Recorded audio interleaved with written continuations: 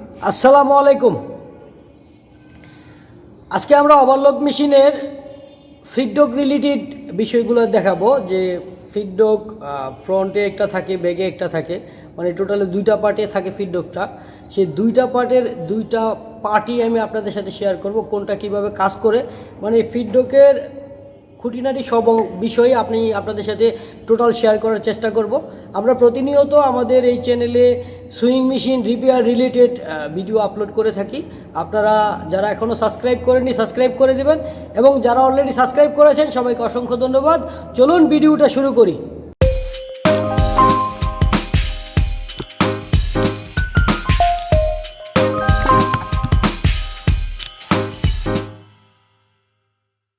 এ হচ্ছে ফিডডক, এ হচ্ছে ফ্রন্টের ফিডডক, এ হচ্ছে ব্যাগের ফিডডক, এ হচ্ছে নিডল প্লেট। আমি আপনাদের বোঝার সুবিধার্থে জাস্ট একটু নিডল প্লেটটা অ্যাডজাস্ট করে দেখাচ্ছি।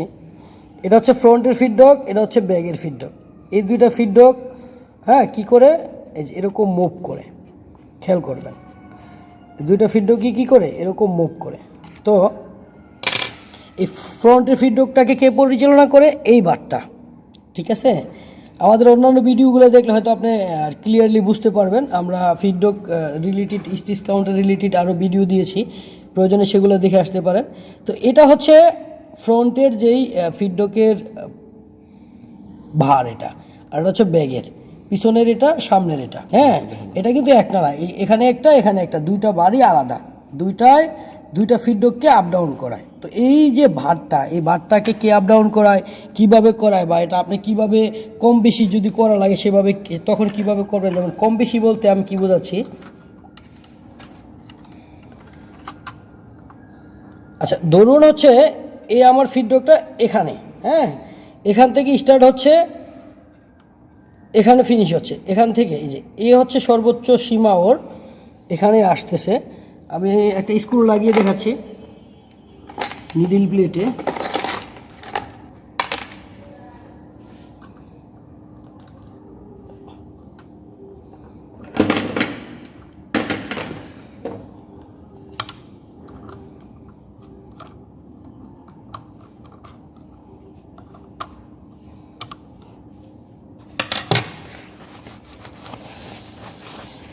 তো এই দেখুন, এটা এই যে এই যে পিছনে এতটুকু যাচ্ছে এবং সামনে এতটুকু আসতেছে। এখন কোনো কারণে যদি আপনার ফিডডকটা আরও সামনে আনা লাগে, আপনার কাজের স্টিচ অনেক বড় করলেন বা যে কোনো কারণে অনেক সামনে আনা লাগতেছে, সেই ক্ষেত্রে বা পিছনে বাঁচতেছে, সেক্ষেত্রে আপনি কিভাবে এটাকে অ্যাডজাস্ট করবেন। এটা যদি এই ফিডডকটা যদি এই প্লেটের সাথে বাঁধে বা এই সামনে এই প্লেটের সাথে বাঁধে, তখন কিভাবে অ্যাডজাস্ট করবেন, বা এই যে মাঝখানে একটা গ্যাপ আছে, এই গ্যাপটা কিভাবে আপনি কম বেশি করবেন। দেখুন, আমি গত পর্বে দেখিয়েছিলাম যে এখানে এটা দিয়ে কিন্তু ফিডডক সামনে পিছনে করা যাচ্ছে, বাট এটা কতটুকু করা যাচ্ছে, এতটুকু করা যাচ্ছে, ঠিক আছে। এটা দিয়ে সামনে পিছনে করা যায়। এটার ছাড়াও আরেকটা সিস্টেম আছে, এটা দিয়ে করলে কি হবে, আপনার মেশিনের টান বেড়ে যাবে। তো টান না বাড়িয়ে আমি জাস্ট হচ্ছে ফিডডকটাকেই যেন মুভিংটা একটু স্মুথলি করাতে পারি বা মুভিংটা সেট আপ করতে পারি, সেই সিস্টেমগুলো দেখাবো। দেখুন, এখানে একটা এলিঙ্কি আছে, এটা হচ্ছে 5 মিলি একটা এলিঙ্কি। আমরা যদি এই এলিঙ্কিটা লুজ দেই,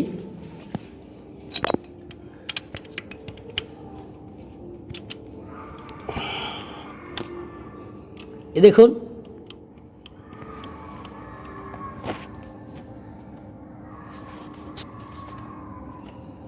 এই যে আমার এই যে পিছনের যে ফিডডকটা, আপনারা দেখুন, এই যে পিছনের যে এই ফিডডকটা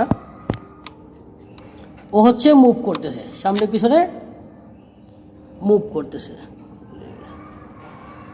এটাকে কে কাজ করায় দেখুন, এই যে এই শেপটা, আমরা এই শেপের কাজটা দেখাবো মেশিনের নিচের যখন অংশটা খুলবো, তলাটা, তখন অয়েলের কানেকশনটা যখন খুলবো, তখন এই যে এখানে দেখুন, এই স্ক্রুর সাথে এই যে কানেক্টিংটা, এই কানেকশনটা এখানে একটা, এই যে ফিডডকের এই বারের সাথে একটা বুশ এখানে এই যে এঁটে গেছে, এটা দিয়ে হচ্ছে মূলত আপনার এই ফিডডকটাকে আপ ডাউন করানোর কাজটা করানো হচ্ছে। এটা তো আপনি এখান থেকে এটাকে অ্যাডজাস্ট করতে পারেন যদি আপনার কখনো সামনে পিছনে নিতে হয়, সেই ক্ষেত্রে আপনি এখান থেকে এটাকে এই যে অ্যাডজাস্ট করে দিতে পারেন। এটা এখন আমার ফুল ফ্রি আছে। হ্যাঁ, এটা আপনি যদি বেশি পিছনে চলে যায় হালকা সামনে নিতে পারেন, বা বেশি সামনে চলে আসলে আপনি এটাকে এখান থেকে সেন্টার করতে পারেন। এটা মূলত সেন্টারের কাজটা করে, যে আপনি সামনের ফিডব্যাকটা কতটুকু রাখবেন, পিছনের ফিডব্যাকটা কতটুকু রাখবেন। তো এটা আমরা পিছনেরটা দেখাইলাম, তারপরে দেখাবো সামনের অপশনটা। এটাকে আমি আগে একটু টাইট দিয়ে নিই।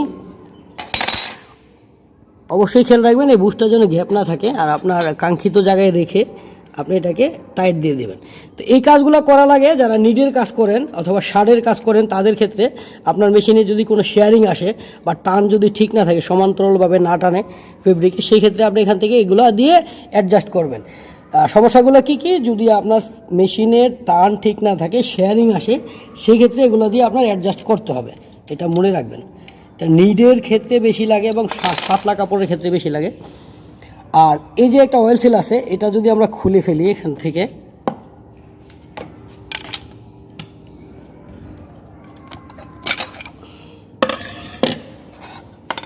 দেখুন এটা খোলার পরে এখানে একটা 5 মিলি লিঙ্কি আছে।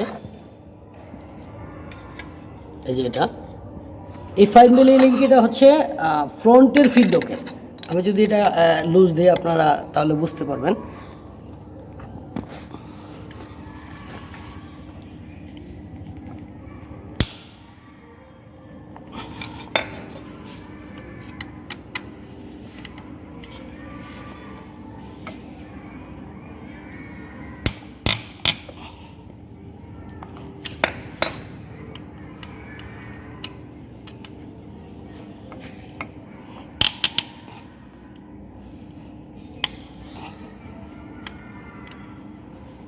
তো আমরা এখন স্ক্রুটা লুজ দিয়েছি।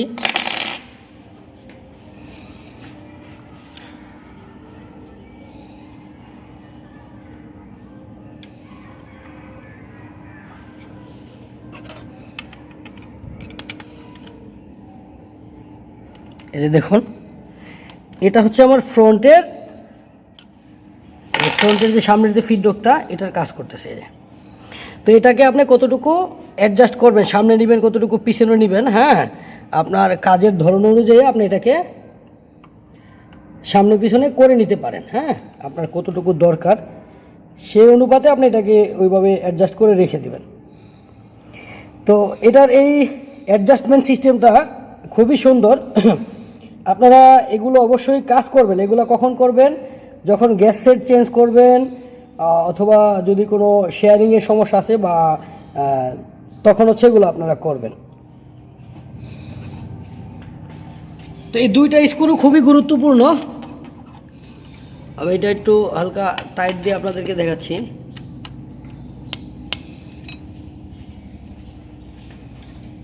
দেখুন এখন আমার এই যে কত কাছে চলে গেছে নিডল প্লেটের।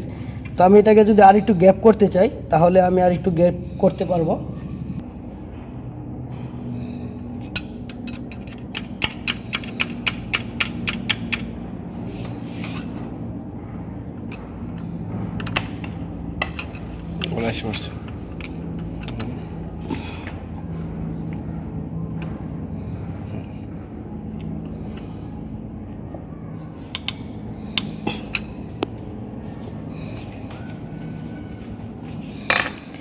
এই যে দেখুন আমি এখন একটু গ্যাপ করে দিয়েছি এখানে। তো এভাবে আপনারা এখান থেকে এটাকে অ্যাডজাস্ট করতে পারেন। এ হচ্ছে ফ্রন্টের ফিডব্যাক, এ হচ্ছে ফ্রন্টের এবং ব্যাগের ফিডব্যাকের কাজ, কোন জায়গা থেকে কাজ করে সেই সিস্টেমগুলো আমি আপনাদের সাথে শেয়ার করেছি। আর আরেকটা জিনিস আমি আপনাদেরকে বলে রাখি, এই স্টিচ কাউন্টার থেকেও কিন্তু আপনি এই স্টিচ কাউন্টারের এই স্ক্রুটা দিয়ে, এই যে এখানে এই 5 মিলি যে স্ক্রুটা, এই স্ক্রুটা দিয়েও আপনি কিন্তু এই ফ্রন্টের স্টিচের যে টান কম বেশি, সেখান থেকেও কিছু কাজ করতে পারেন। যদি শেয়ারিং হয় তখন এই স্ক্রুটা চেঞ্জ করে হালকা মুভিং করেও আপনি অনেক কিছু কাজ, শেয়ারিংয়ের কাজগুলো করতে পারবেন। তো এই ছোটোখাটো কিছু ট্রিক্স দিলাম আজকে আপনাদেরকে, আর ফিডব্যাক রিলেটেড কাজগুলো দেখাইলাম। যদি কারো বুঝতে কোনো অসুবিধা হয় আমাদেরকে কমেন্টস করবেন, আমরা প্রতিনিয়ত আপনাদেরকে জবাব দেওয়ার চেষ্টা করব এবং আপনাদের সমস্যাগুলো সমাধান করে দেবো। সুইং মেশিন রিলেটেড যে কোনো সুইং মেশিন রিলেটেড বিষয় নিয়ে আমাদের কাছে কমেন্টস করবেন, আমরা আপনাদেরকে সমাধান করে দেবো ইনশাল্লাহ। সবাই ভালো থাকবেন। আসসালামু আলাইকুম।